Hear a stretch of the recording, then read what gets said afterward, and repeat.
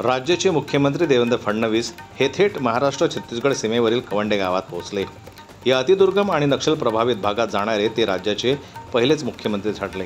त्यांच्या उपस्थितीत कोट्यवधींचे बक्षीस असलेल्या 12 नक्षलवाद्यांनी शस्त्रांसह शरणागती पत्करली। शस्त्रांसह शरणागती पत्करणारी अशा प्रकारची ही पहिलीच घटना आहे।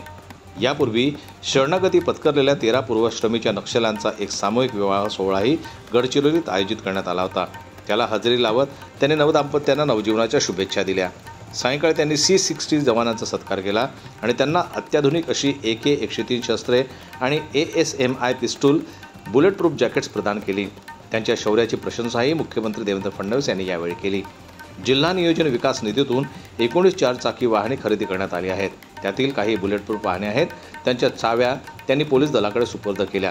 या दौऱ्यात मंत्री आशिष जयस्वाल, आमदार धर्मराव बाबा आत्राम, आमदार डॉक्टर मिलिंद नरोटे, पोलीस उपमहानिरीक्षक अंकित गोयल, जिल्हाधिकारी अविशांत पंडा, जिल्हा पोलीस अधीक्षक निलोत्पल आदी मान्यवर उपस्थित होते।